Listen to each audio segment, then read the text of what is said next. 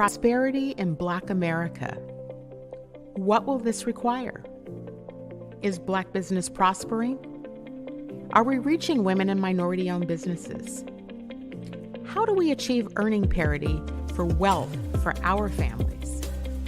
Do our children really have access to education? Will our families have choices for our children?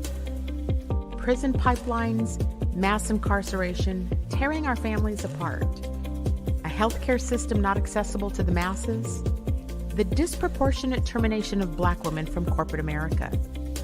When will we actually begin to address what's really at play? How do Black people gain more power to help make these changes? This requires a lot of political will and courage. I'm that provocateur of change. I am Cindi Bright. Welcome to HeartBeat. Good evening, everybody. Welcome to HeartBeat. I am your host, Cindi Bright. Thank you for joining us this evening.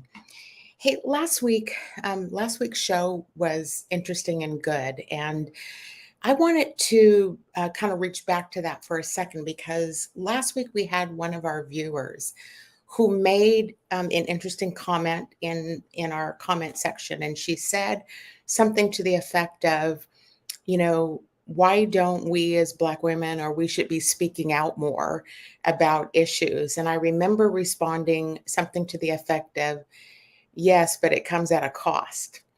And that was marinating in me a lot when I got off the show that night, because part of what has continued to happen over the last many weeks, particularly since the May show that I did with Dr. Karen Johnson, when there was such it was a heart-wrenching, compelling conversation that so many Black women reacted and responded to, and the outreach that continues to happen. Our people are talking to me about what's going on in their worlds, what's going on in the workplace, the challenges that they face, and the crossroads that they're at. Because many people, what they're saying is that, I want to come forward more. I want to be able to speak out about these issues, but I can't. I can't because I have to feed my family, and I have to, so there's been this series of issues. Let me also say a couple things, because even when I did that show back in May, I've had a few shows in the almost 6 years that I've been on air where when I'm getting ready to have these kind of difficult conversation, there's pressure that comes to me to not host these conversations, to not speak out on these issues, and to be careful about what you say, and to make sure that you're not upsetting whomever. That's where we're going to start today, because that behavior of the crossroads that Black women are at, and I do believe broader than Black women, I believe all women who stand for something face this deep pressure, but we're going to focus on the extreme pressure of which Black women are forced to conform, and the issues that come with that. Now, joining me tonight, I've got this bomb group of fierce Black women who are on regularly with me, but who want to talk about this because we've all in our own way experienced it and seen other people who suffer from this. So let me introduce in. Let me start with Dr. Karen Johnson, bringing her on this evening. Welcome, Dr. J. We have Stefani Coverson. She's the CEO of Jamii Consulting. She's here with us again tonight. We have Joy Stanford. She's our political advisor here with us tonight. We have Erin Jones, equity consultant, and we have another Michele Dotson who is scheduled to come on, who's having a little bit of technical problems. But welcome, ladies, to this conversation tonight to talk about this whole issue of conformity or pressure and what that feels like. I want to start with just getting some initial thoughts from you about just the fact that I'm doing a topic like this, because did you hear in my introduction where I said, even I get pressure about which shows to do, what I can't do, or what people don't advise me to do, that sort of thing. So Dr. J, let's start with you. Since I referenced the show, since when I brought you on in May, I'd love to hear your thoughts about all of this. Well, good evening, Queens. Good evening, Cindy. Good evening, everyone. I'm going to be brief because I could talk an awful lot. I made the mistake of picking up the book entitled The Making of a Slave by Willie Lynch. And, when you talk about how sometimes we feel pressured not to speak up, that is by design. That is absolutely by design. The intent was to break the Black woman so that she would then teach her children to basically submit. So I think the topic is relevant, it is timely, and must be called out right now because if ever there's a time for us to speak it loud and proud, now's the time. Thank you for your courage to even have the conversation. Dr. Coverson, how are you this evening? I am doing well. Thank you so much. I have been so excited, frankly, to have this conversation, and I'm going to keep my opening remarks short as well. The pressure to conform or the penalty for speaking out goes somewhere. And so, and by somewhere, I mean disparities in health outcomes, disparities with our mental health. I cannot tell you the number of Black women that I know of a variety of ages who are navigating mental health crises stemming from, inhospitable work environments, to put it kindly, um, strokes, cancers, anxiety, panic attacks. Um, this is an important conversation to have, um, because we are also the targets of the backlash of DEI fatigue and reversity efforts. Mm-hmm. I appreciate that. We're going to dive more into that. I want to get our initial thoughts out. Erin Jones, how are you this evening? I am well. I think it's so funny because I just did a podcast interview with a white gentleman who does DEI work, and he's trying to stand in the gap and use his platform as a way to create space for Black women to talk and Black men. And he talked about, why are we so afraid of the truth? But he wanted me to talk about, why are we so afraid of the truth? And so I think this is one of those conversations. People are afraid of the truth. I mean, rather just shut us all down, because if we don't have to listen to the truth, we don't have to do anything. And so I think that's one of the many reasons that there's pressure to not have these conversations, because then we can pretend, well, we hired you though. We got more Black women working here. Mm-hmm. They may be dying, but that's their problem though, because they're not eating well and they're not. But if we really listen to the truth, we actually need to act. And I think people are really afraid of acting. It means you got to give up some of your power. You got to invest in stuff, and people don't really want to do that. They want to talk about it. They don't really want to be about it. So that's my take. Miss Stanford, Joy, how are you this evening? I'm good. I'm in day 2 of a 3-day DEI org-wide, not org-wide, but smaller group from our organization training. And we talked about this today. And it's very apropos that we are having this conversation, especially in a time where folks cannot come forward in their true authentic self and name to say this is happening to them, and you almost have to like keep it quiet. And so for us to be able to talk about this and put it out there that it's happening, to me is our way of answering that that silence, is giving voice to that silence.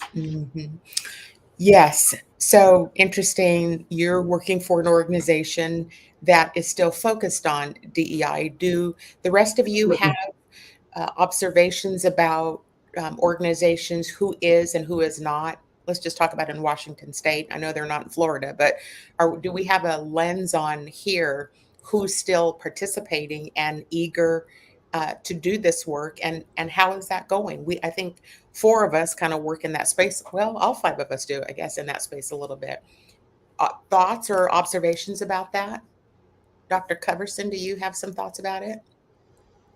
I'll say this. What I am hearing in my conversations and networking with other folks, just being in community with other folks, I'm hearing a lot about DEI fatigue, that people are ready to move on and talk about other kinds of diversity.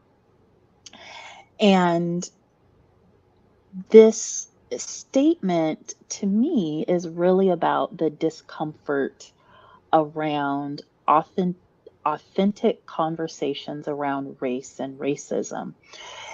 It also discounts that race lives in every other kind of identity.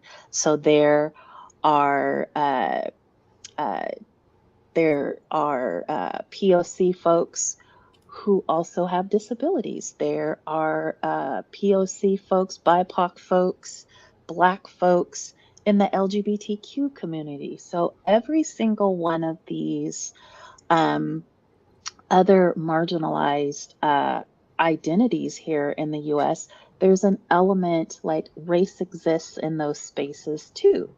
And so by setting aside race, quote unquote, to focus on these other aspects of diversity and marginalized identities, what we're really saying is let's focus on white folks with other marginalized identities, right? Because we talk about African Americans, Asian Americans, Native Americans, right? But there's only one group of folks who just get to be Americans, right? And it's not BIPOC folks. And so there really is this desire, I think, to just step out of the whole conversation about race because it's going to cause us to really have some conversations about ugly truths. And it's really going to force us to have conversations about the lie of a meritocracy, right? And how people got into roles and how they are able to persist and flourish in them. Meritocracy is a good question. I mean, that has been historically what is used to push, BIPOC folks out by saying that everyone else has earned their way into whatever. And now, I mean, this is an opinion, so I'm curious on your reactions to this. But now that we have exceeded qualifications and all the things that are said are necessary, the meritocracy now becomes have other people earned their way to the table the way that Black women have. Now, when we look across the country right now, look in every direction at who are in these positions to fix things. And, I mean, we can talk about what was on the news all day yesterday. I mean, is meritocracy a real issue anymore? And have the folks who developed that system in an attempt to say, well, she doesn't have an Ivy League or she doesn't have a degree in are they now qualified and do they have merit to be able to be in these roles? Dr. J, what do you think? I think Erin hit it about truth, and Dr. Coverson, I'm going to add reversity with caucasity. Ooh. I'm going to add now reversity to my list with caucasity. I really think, Cindi, that these are all, as far as I'm concerned, just false narratives. Fundamentally, this is a system set up to advantage people who don't look like us. And I believe now that we're at a place in society where everyone is saying, we're not having it anymore. We belong to be here. We have a right to be here. We belong here. And what you call meritocracy, you have the job or the position or the education because you earned it. We now have pulled the sheet back like in Wizard of Oz and have exposed the wizard. Because and many white people are now beginning to wonder, well, do I have the job, the home, the car, the spot in college because I earned it? Or is there some truth to the fact that I am here simply because I'm white? Because think about it this way.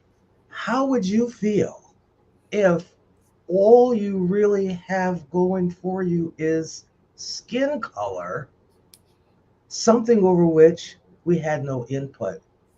I believe it is important. You asked earlier which organizations in this state are still focused on diversity, equity, inclusion. I know in the nonprofit sector, that's where I've been hanging out lately. They are on anti-racism, a multicultural. They're going full speed ahead, some of them.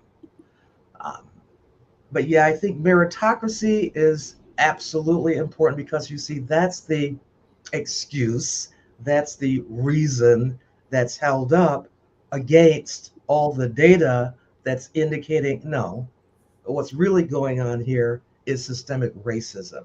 People are being treated differently because of the earth suit that they wear to navigate earth. Mm-hmm. Erin, were you about to say something? Yeah, I just wanted to respond to Ruby's comment because I love your comment about all the big words. Because I think as an educator, I think we can get, like, there's certain words that we use all the time, and those in the know are in the know. And oftentimes that's a way though that we can exclude people from conversation. So I don't want to assume that people know even what meritocracy is, but meritocracy is this notion that you have to have merit, like you have to have earned your spot by whether it's going to a particular college or having jumped a certain number of hoops. That's what meritocracy is, this notion that people need to have earned their spot, and things like affirmative action allow people to jump over all the other proving places. But here's my pushback on that. So meritocracy for me is really problematic because I have earned my spot, as have all of the women on this space. We've all gone to really great colleges. We've gotten our degrees. The challenge for me is that merit, the goalpost is moved all the time. And so the first goalpost is like you have to have an undergrad degree from a particular place. Then the goalpost is nope, you have to have a master's degree. Then the goalpost is you have to have so many years of experience in this particular environment.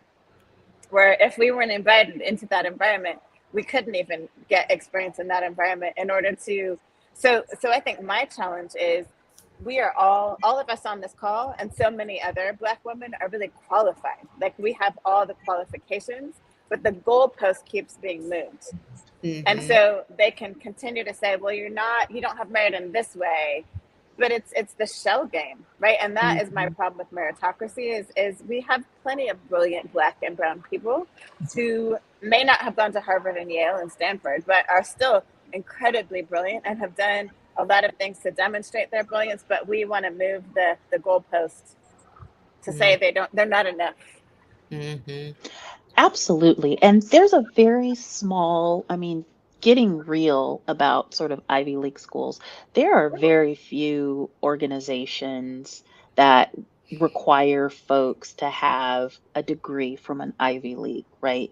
So we're talking about generally state institutions, 2-year, 4-year, private, 4-year institutions. And so what we know statistically is that Black women are the most educated group of folks in the United States. And so the running joke with me and some of my friends are, ooh, I'm bored. Oh, well, I guess I'll go get another master's degree, right? Or me, I start my doctorate program in a week. And, this is what we do, right? And also I think being of a certain age, education was supposed to be this great equalizer. The reason that we, we're experiencing lack of generational wealth, or, as like my mom would say, robbing Peter to pay Paul and those kinds of things, is Mhm. because we didn't have this college degree. And Mhm. so now we have this college degree and it's something else, right? Mhm. These barriers keep coming up. And I can remember a couple of things that I find interesting in my own journey is noticing that now that there may be one or two of us in the spaces where the dealings are dealt, like in the boardroom, in the C suite, all of these things, then they move out to the golf course Mhm. and the tennis court and the ski lodge, places where they don't expect us to be. So if you don't have because golf is expensive, as is tennis, and skiing darn sure is expensive. If you don't have the wherewithal to get those lessons, have or buy or rent that equipment or learn those skills, you can't be out there wheeling and dealing. So there is this nefarious tendency to move these goalposts, Mhm. right? And so it is continuous. And if we could reframe the conversation, right? So we talk about minoritized and marginalized and underrepresented populations, right? And how can we help them? What is the problem with them, right? What if we reframe the conversation to ask the question, why are white folks overrepresented in these spaces when we look at, right, the US population and the census, et cetera, just as a baseline? And then if we start looking at educational attainment and experience and Mhm. sort of start putting people head to head, like Ketanji Brown Jackson Mhm. was put through in the SCOTUS Mhm. deliberations when we all looked at her qualification versus everybody else on the bench. Mhm. It's some uncomfortable reckoning for folks who Mhm. like to bang on their chests Mhm. and holler about how they got here from their grit and their hard work and, their individualism. And Mhm. it's I simply think, not true. I mean, I think it's relative though, right? Like how do I say this? Their definition of hard work versus our definition of hard work are not even in the same lane, except they believe it is. And you can see that. I'll just talk about it through general business, right? Like industries where you see, I mean, I don't want to target folks or say inappropriate things, but for example, um, have you seen that picture that has floated around now for a few years with the nail salon, and the women who are all sitting in the chairs getting pedicures are brown women, and the women buffing the feet are white women? And it's like an Mm. unheard of Mm. kind of Mm. synopsis, but it's a powerful picture of it. And to know that, I'm just speaking for myself here, going into, my own nail salons and so forth, making sure I take care of people who are cleaning my feet, right? Like to the degree that we're talking about hard working, right? People who That's it. don't have formal education and yet they are in there doing all the dirty work, people who work in the kitchens in all of the fine restaurants we go to and who are picking up the dishes. And remember during COVID how that picture of the woman was holding up the sign and said, "Open back up, I need my hair done." And it was the blonde woman with her roots showing. Like the difference in how we perceive or how we are in terms of our work ethics, and how gritty we all have to be and have gotten, and have now, to all of your points, reached that bar and exceeded it. And now there's a whole nother narrative around reversity, Ruby, reverse racism, what the um, other groups of demographics are claiming is happening to them now. Like that's real, that we have to contend with that. And so I don't even think there's actually a recognition on what actual hard work is. Am I wrong with that, Joy? What do you think about that? I don't think you're wrong. I was going to say after Erin said what she said, that's what I was going to say. They move the goalposts, but what they don't take into consideration is our lived experience. And there are many women who have met that goalpost. We have the degrees, we have the receipts, but our lived experience, our everyday, what we've done, where we've been, where we've navigated through corporate America, nonprofit, educational, whatever that looks like, C-suite, whatever that looks like, we've navigated through that. We've come out on the other side, but our lived experience never gets taken into consideration. And that's part of the work that we are doing over the 3 days that we're doing our DEI work, to say we need to take into consideration folks' lived experiences. So what does that look like in an interview? What does that look like when you talk to a prospective candidate? How can we make sure to pull that information out? What was your let me ask this question about that. Let me ask this question, because do we believe that people who are decision makers have the capacity to understand lived experience, right? In other words, many of I'll just call them recruiters, gatekeeping, people who are controlling who come in the door and not, oftentimes feel threatened by a Black woman's lived experience, because that lived experience is significant. And so therefore, when they inside of them hold Joy up compared to whomever, there is I guess my question is, do we believe that that is advancing Black women? It's not right now. I don't believe it is. I don't believe that our lived experience is being taken into consideration. But how can decision makers do that without being at the same table with people who are going through whatever they're trying to come to a solution about? You have to talk to the people that are most highly impacted by said issue, and then move forward with all this feedback that you've gotten, and then you can disseminate it and come out with a really good shared solution. Let me ask, I'm saying this rhetorically, but how do we translate that? It's a fair point. Go ahead, Erin. I think you want to comment about it. Yeah, I have some thoughts, and this is not in the context of HR, it's in the context of college applications. So I've done a lot of work with colleges and universities across the country. I worked in college access for a long time, and one of the things we did is we talked about, okay, what are the qualities that you want from students? And then instead of saying they need to be part of bands and all the other extracurricular things, thinking about, okay, those kids that can't afford to go to band, what are the qualities that you hope they will have learned from there?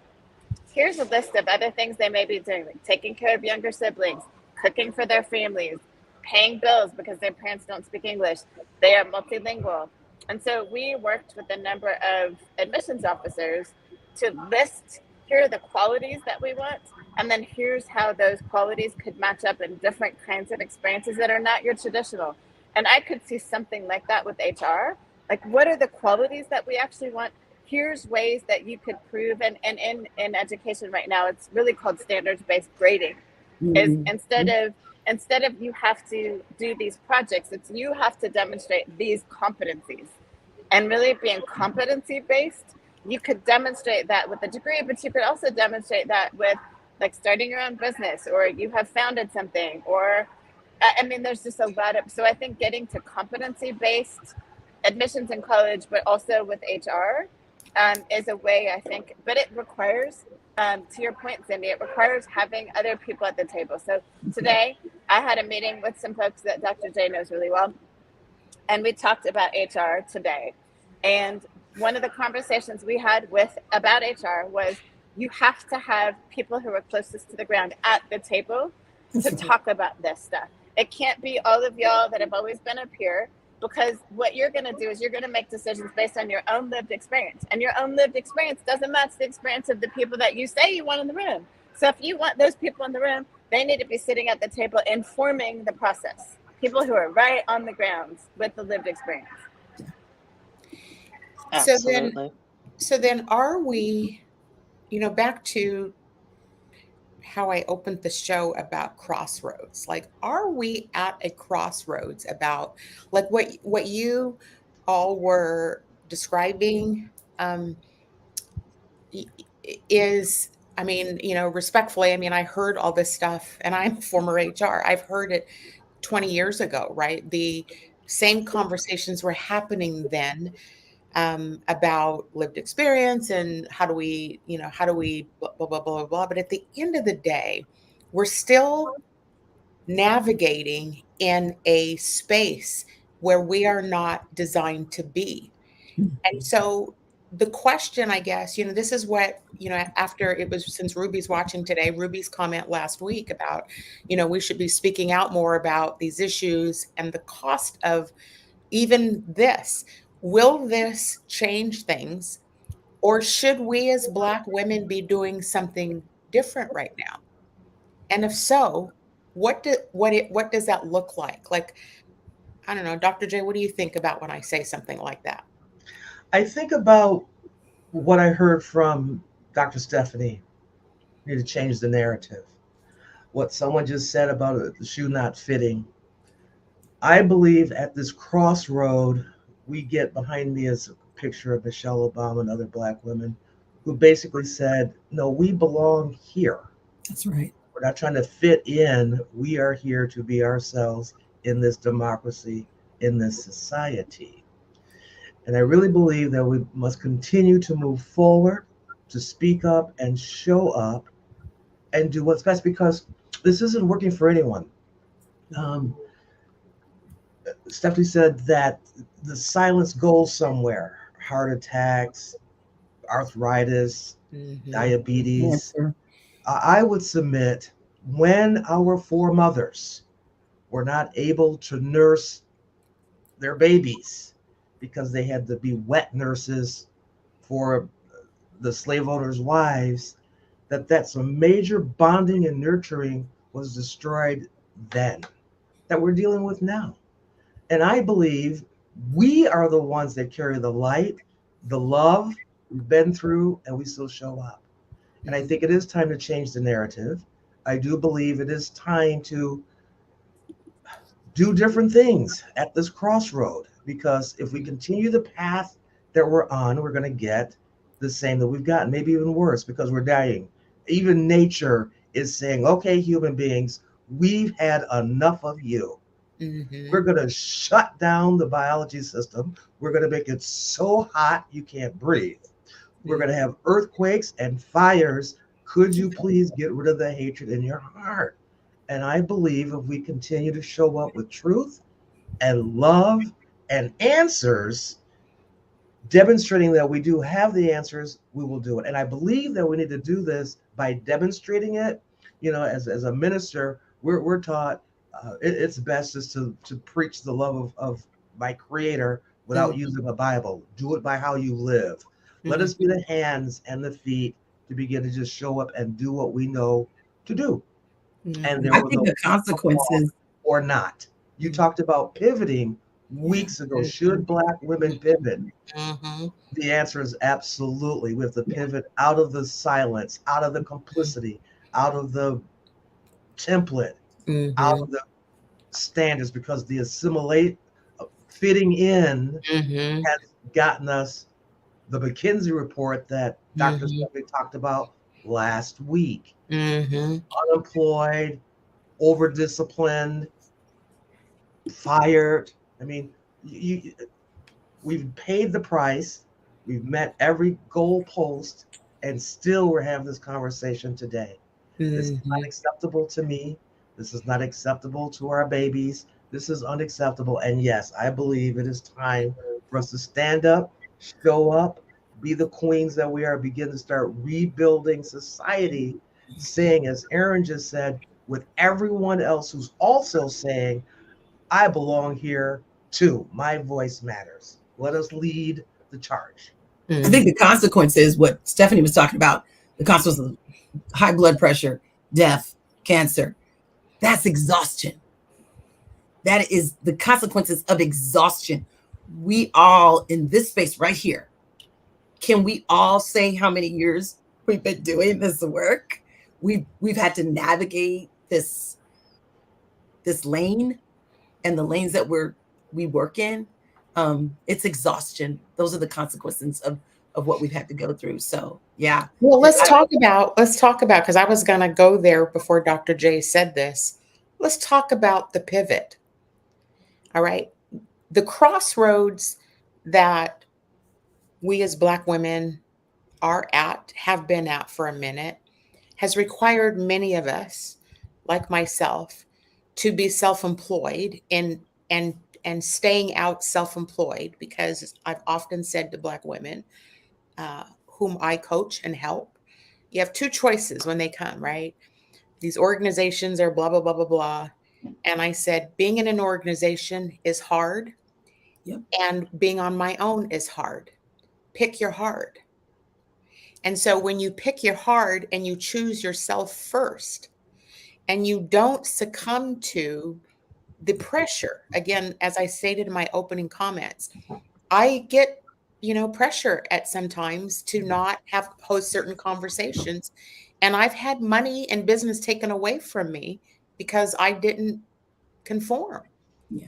And so, and I don't feel personally that I'm disrespectful to anyone on this show. I speak truth. We all speak truth. But just to tell it even in a way that is protecting the names of the innocent still costs. So we're in this moment of pivot. What advice or what do we want to say to our Black sisters out there, and to our white sisters? There's many of them who have come forward, and it's been fascinating. Even in the last couple of weeks, when people have seen the Alabama brawl that we laughed about last week, but there is an element of unity happening right now across race. And if we're all moving together at this crossroads in a direction that the train can't stop and shut us up and silence this, what does that look like for people? What should we be saying to them? Dr. Coverson, what are your thoughts about that? I have such mixed feelings on that, because it feel back to this analogy of us being the cleaning crew that comes in, again, content warning, to clean up a crime scene after it's occurred. So I feel like there are cycles of this unity where gosh, we should have listened to Black women. Had we listened to Black women, we wouldn't have the president we had. Had we listened to Black women, there would be some different outcomes, regarding COVID. And so there's always sort of this constant thread, definitely every 4 years with the presidential election. Definitely sort of in high stakes 2-year, election cycles, or when something horrific happens.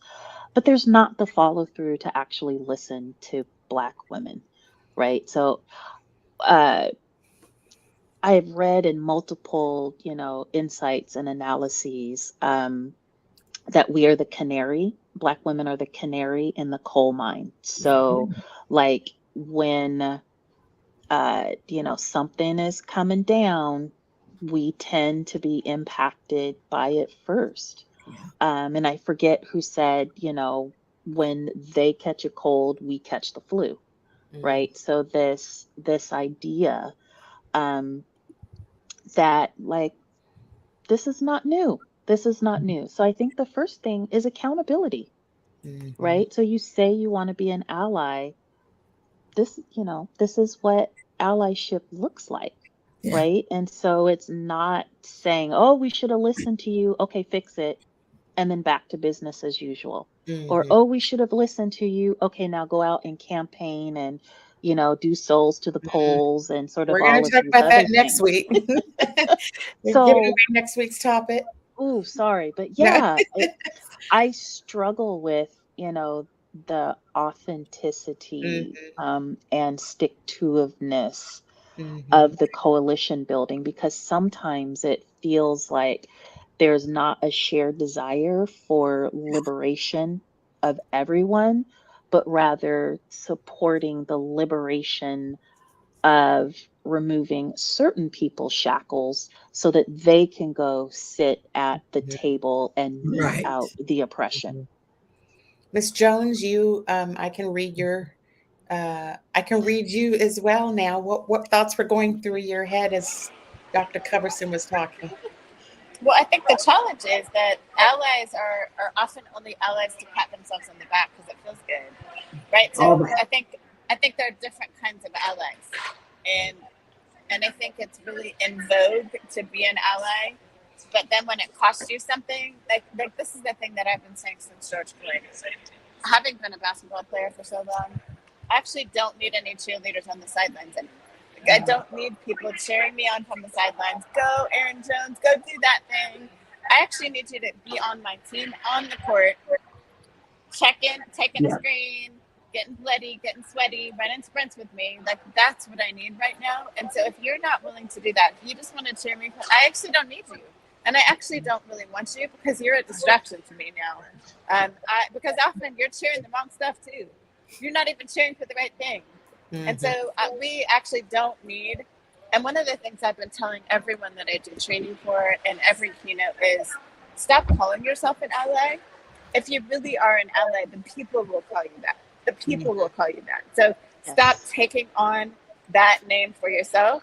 I would never say that I am an ally to trans people. Although I have 2 students that come to my class by design every Friday on their own who are trans people, but I would never call myself an ally. Now, I want to show up and support my students and do the best I can, but it's not until they say, hey, Erin, this is how we see you. And even if they said it, I still wouldn't go around, I got my trans ally badge. And I feel like that's what way too many people are doing, because that doesn't really cost them anything. And in fact, it gives them brownie points to be able to say, I'm ally. And it doesn't require that they get bloody. It doesn't require that they sweat. It doesn't require any investment of money and not a lot of time. And so, we just got to push people to a different standard. But don't you believe that people get scared? They get scared. They get tired, which is why we're seeing, what did Stefani call it? The fatigue, the DEI fatigue, where it's just kind of dropped off. And so you have to be willing to lose something when you're speaking up. And I think someone said it in the comment section. You got to be willing, like you said, Erin, to get bloody, to get sweaty, and to be there walking shoulder to shoulder, doing this work and speaking up and speaking out against what is happening in these type of situations. And Joy, as you know from your own personal life, and I know from my own personal life, I don't believe that happens unless you're in authentic relationship with someone who doesn't look like you. Like, I think there's a way that when you are just doing it because it's a cool thing to do, it's easy to walk away when it gets hard. But when you're, like, I think about my white parents. My white parents are in this because they're watching me be harmed. They're watching my children be harmed. And so I think there's my challenge also to leaders across the nation. If you're a white leader, especially a white man, but also white women, because they have caused more harm to me in my life than anyone else, is I dare you to have an actual friend, and not a friend that you like take out for coffee once a quarter. Like somebody that will invite you to their home, and you go to their home, they come to your home, and you are actually doing life. My challenge to you, if you're really a leader and you say that you're really committed to this, you will have not just one friend, and not just that person that you sit next to even in church, but the person that you actually know, you're willing to be honest with, they know you. I think outside of that really authentic relationship, it doesn't change because it gets hard and you're not willing to bleed for someone you don't know. And I would say my white husband is one of those people. He will never call himself an ally, but he will get sweaty. He will get bloody. He will go to the ends of the earth for his Black sons. He will do what he needs to do. And I have friends like that. But can you all say you can peg the people immediately who are in this not for the right reasons, but for the pats on the back? Absolutely. Like what we do not need, and what we do not need is that call, like, oh my God, that was so awful that I Thank you. witnessed this thing happening to. I mean, it was just, oh, the way that you were treated, was so terrible. We don't need that. Like, say that publicly. Like, Dana when Coggin. I am dismissed, discarded, treated as though I am incompetent, um, and that I don't know my job with, you know, a multitude of degrees, national certifications, and experience. What you said on the phone, say it in the space. Mm-hmm. All So that. accountability, like Mm. And I've only had, accountability. I would say, 2 white women do that in my lifetime. And it happened in the last 5 years, who in the moment spoke up when they saw something like, whoa, let's correct that. This is what happened. She's not who you should be looking at. She's not who you should be disrespecting. You know who you are, Dana Coggin. Yeah, absolutely. And the one thing I wanted to really go quickly back to was Cindi, you made a comment earlier, like this work hasn't moved forward and we've been doing this for 20 years. And it's about accountability. Like, how many times have you heard people say, oh, that's just the way so and so is? Like, they're really old school. So there is space for people to hear the information and behaving in interculturally competent ways and equitable and inclusive ways is a nice to have, not a requirement. And as soon as it becomes an actual requirement for you to be in the position that you're in, to continue in the position that you're in, increase your salary, all of those things, we would absolutely see some different behavior. But right now, you get to tap in or tap out.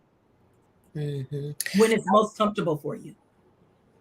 And advantageous. Let's add advantageous, not just Absolutely. comfortable, advantageous. Advantageous. Because the number of quote unquote allies that are monetizing this work by, putting up the trans flag or putting up Black Lives Matter flags, um, they're monetizing this work, but Like very the absent in the difficult conversations. like this week's news story about the football player. The third, what was it's in the news. Sandra Bullock played the mom in the The Michael Orr Michael Orr. story. yes, that is a perfect example of what you're describing, Blindside, yes. Dr. Thank Coverson, you. about, Yeah. because the monetization of His Black, story. I didn't hear the comment. His story. The monetization Yeah, of his story. on all of our lives, and the Wall of Moms in Portland. Do you remember that? That movement, and then the Wall of Moms went and set up an LLC and, removed the Black women from the equation. Us as Black women, because of these situations we're all talking about, we have been forced, at least while we're internal. I'm back to the crossroads issue, right? We're in organizations, we're constantly forced to have to be gracious and allow these things to move in a way, because we have to pick our battles. And one of the things that Pastor Jamal Bryant, I talked to you guys individually about this at different times. One of the things he said today is, sometimes there is a grief that comes with being gracious. Holding back when you want to lunge forward is a disciplined skill set. Remember, the battle is not ours, right? And I thought that was really powerful of him to say, because who made the earlier comments? I think it was Dr. Coverson, about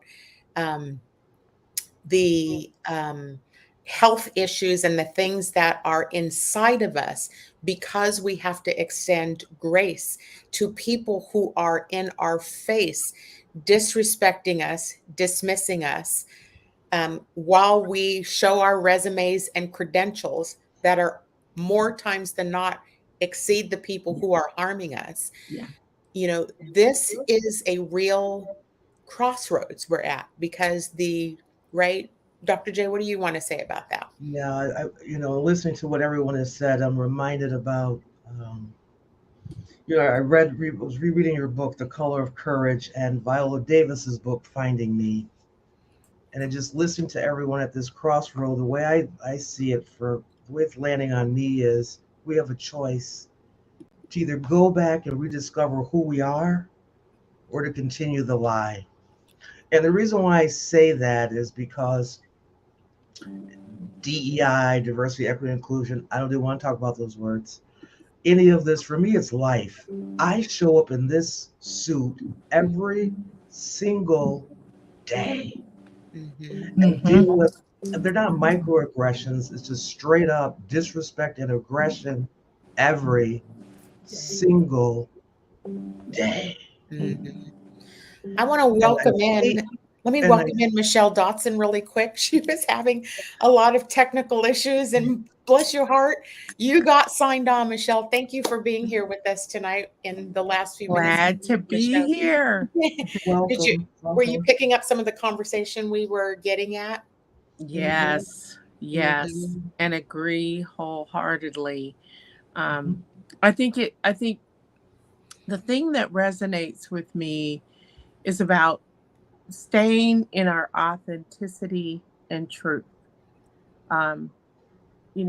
Because what I find more often than not, when we stay in that place, eventually we come back to that message that you've been harping on, talking about for years and decades and forever. It comes, the chickens always come home to roost. It just works that way. And so when we stay in that truth, water finds the way. Yes. Exactly. And that's welcome. I'm glad that you were able to join us today. And at the crossroad, that's exactly what I was about to say. This is an opportunity for us to really go back and find out for ourselves, well, who am I really?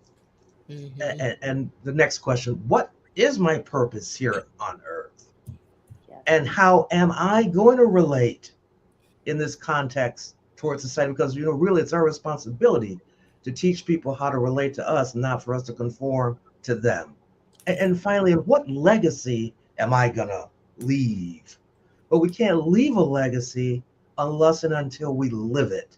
And that's the opportunity that I see presented before all of us in this moment. I completely agree with that. Can I add one more thing? Sorry, I lost signal. My house has no air conditioning, so I've had to sit at the mall because it's the only place that is cool enough to be right now. But anyway, the other thing I want to just invite us to think about is we can't, and I think about this in terms of marriage. I've been married for 30 years as of 2 weeks ago. I cannot change my husband. What I can change is me, though. And I can change how I show up to him and how I show up to us. I can change who I am in that marriage. I want to invite us, especially as Black women, one of the things we can do is we can shift how we show up to one another. And I want to invite us to that, because I think we are so worried, and for good reason, about other people. But I think we have an opportunity at this moment in time to show up for, and I think we're modeling that, Cindi. I just want to honor you for that, because you are inviting us to show up for one another in a different way. And I think we have to start there, because here's the thing. I think white women have watched us divide and conquer ourselves, and they just replicate that. I think we need to demonstrate to white people how we want to be treated by treating each other differently. This is how I was going to actually do the show tonight, Erin. I wrestled with it. A lot. And a few of you know that I did, because we had quite a conversation about this last week, because I wanted the subject of the show to be about, Black women versus Black women. And what I was reminded of internally, I would say, is that I want to be careful. about how we talk about that, because the world piles onto us anyhow. And my intentionality, look at this screen right now with the 6 of us. Yeah, I know. I don't feel in competition with any of you. You are my sisters, and every one of you has a space that you can call me, and I'm driving to Olympia if you need help. You can call me. Like, I don't need something from you in a way that Right. Black women are actually destroying other Black women, because the crossroads, that's why I decided to do it this way. The crossroad is, we have been trained and programmed to take her down in order to have another nickel. And that behavior is so rampant, deep, harsh in Black women community. And we don't ever really talk about it. We deal with it because we have to deal with it from the white world too. And so so I appreciate that you brought that up, Erin, because it's real. It's in front of us every day. And I believe I want to hear more comments about that. I'm going to go just a little bit over tonight, because I think this is an important takeaway. And I also want to get to the question that came up about the generation of young Black women. What can they expect in the workplace? But let's go right back to other thoughts from you about the Black women issue. Dr. So, Coverson, go ahead. so from my perspective, I absolutely agree with everything that Erin said. And I want to add the context, right? We have been socialized, like even pulling back to look at the conversation about affirmative action, That's right. right? And the Mhm. case, Yeah. the case before the Supreme Court on affirmative action. That case was about 5%, right, of college admission. So the scraps, Mhm. right? So we've been conditioned to fight over scraps versus take down the entire system. And so finally, I mean, we could go all the way back to, what is it, California v. Bakke. Um, the fight about affirmative action goes back that far. And here in 2023, we finally have a lawsuit about unqualified applicants being granted admissions into colleges because their legacies or their parents work for the colleges in question.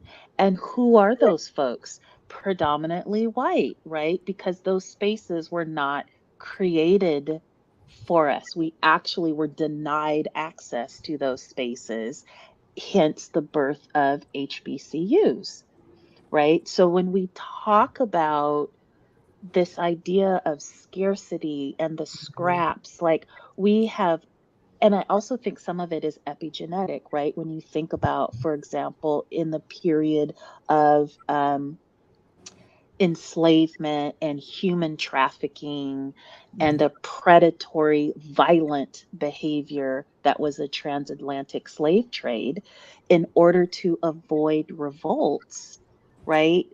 You would offer more to enslaved people to tell, offering sort of promotion, sort of all of these different things. And so we have been conditioned to argue and fight over scraps when we should be banding together and taking the whole system down and rebuilding it in a way where we can all flourish. Because Dr. we J, all have the skill set to do it.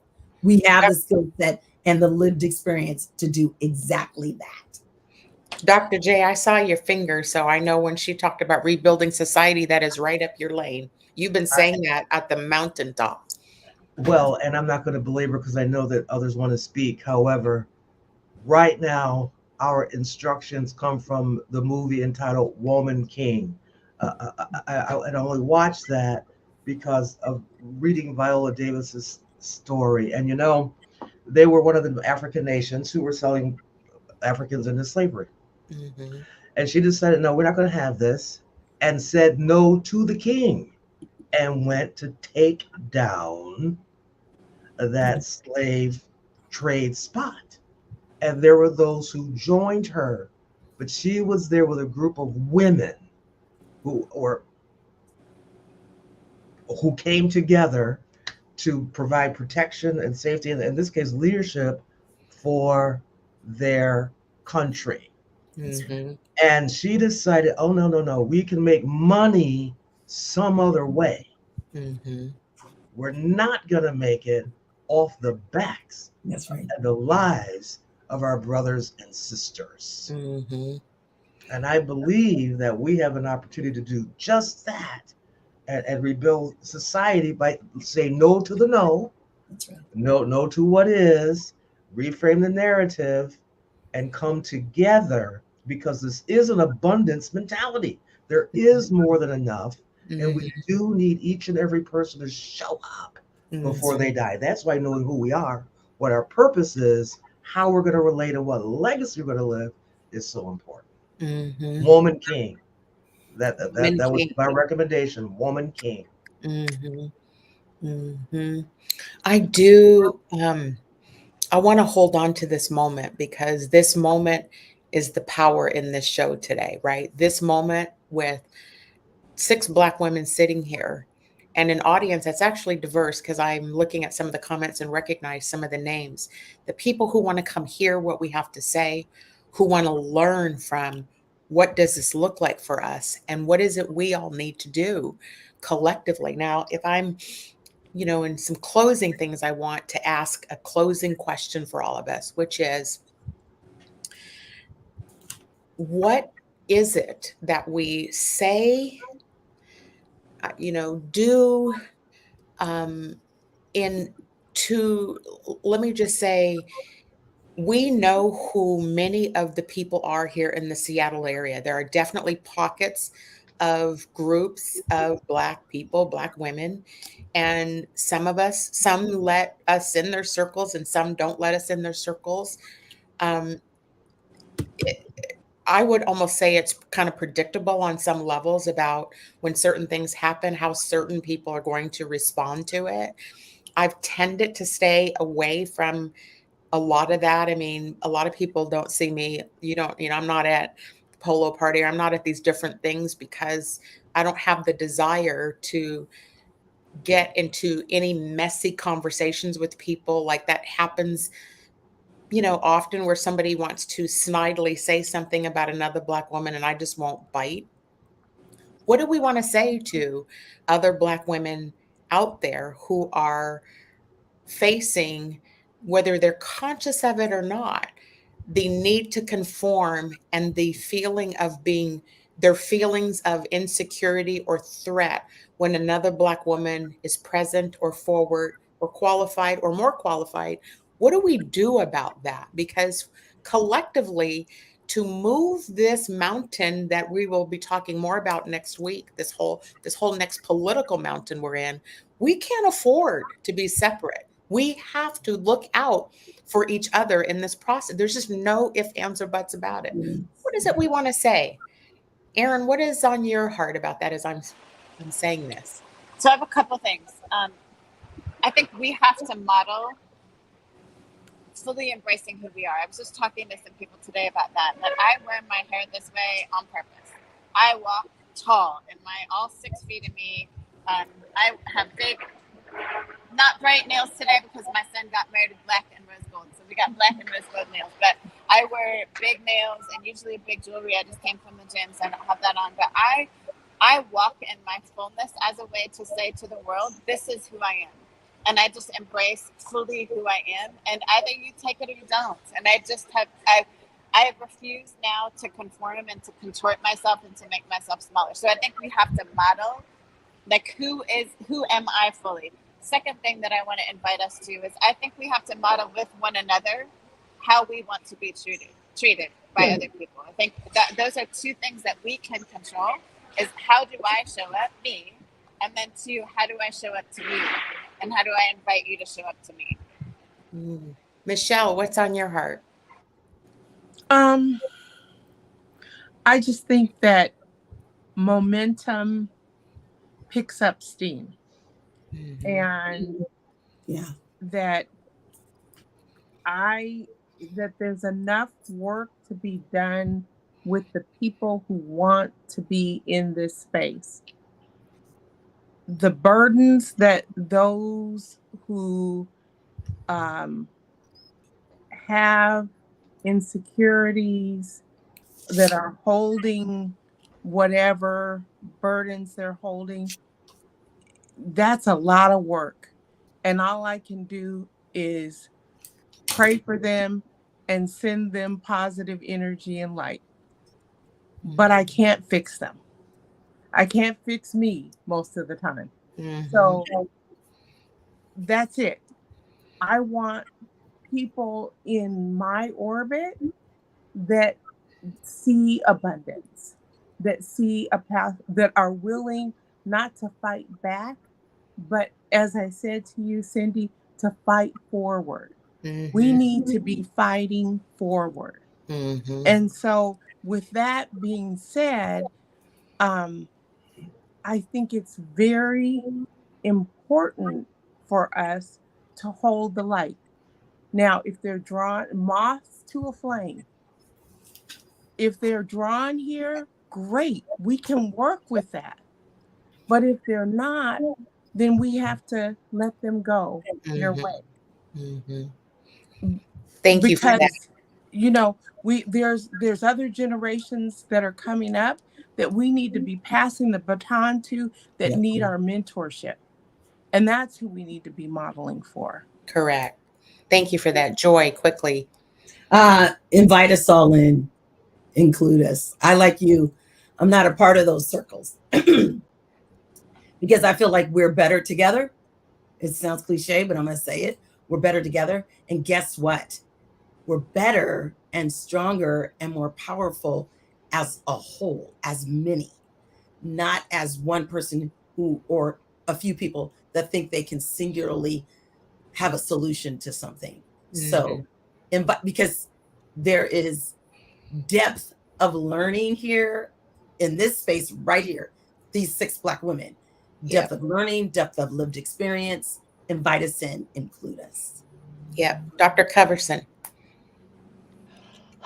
I think first it's important to understand why and give grace. So I absolutely despise the term imposter syndrome, right? So insecurities do not occur in a vacuum. So it's imposter treatment and the expectation that we have had to make ourselves smaller and to dim our lights. And with that indoctrination, we carry it other places. Yeah. And so my advice is to begin to unpack that. It is to recognize that all money is not good money.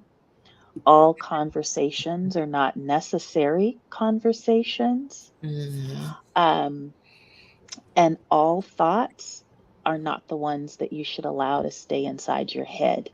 And so to have discernment and create space for the light that is inside of you and allow the light of that is inside of others to meet you, Mhm.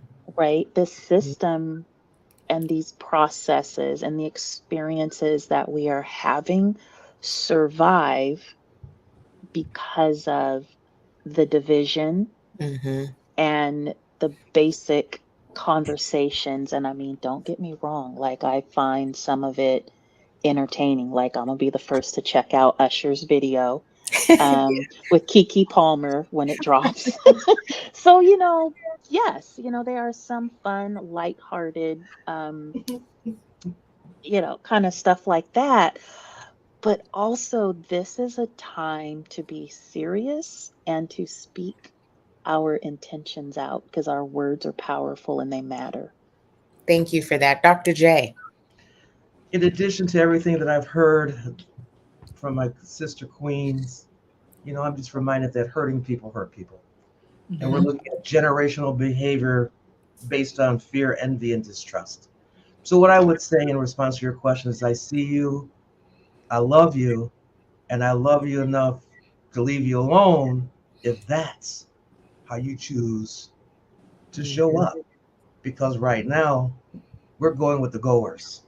And you have a place here if you choose to go where we want to go. And that's what Thank liberty you and for that. justice. I appreciate that. I want to just take a moment. Let me just thank all of the guests. I know we ran a little over tonight, our listeners, our viewers, and this team of women, powerful women that are in this movement to make things better for all of us. You know, I had made a note to myself today. You know, when I started the show off, I talked about being at the crossroad. And I wrote a note to myself that said, may your struggles keep you near the cross and not at a crossroad.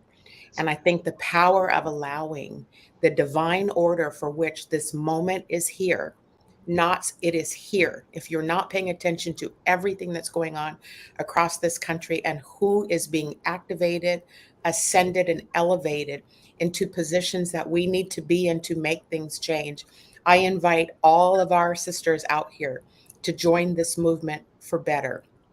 Next week's show, we're going to pivot a little bit back to politics because we're going to talk about should Black women continue to support the Democratic Party. So I'm throwing that out as a teaser because we're going to go deeper into some of these other issues.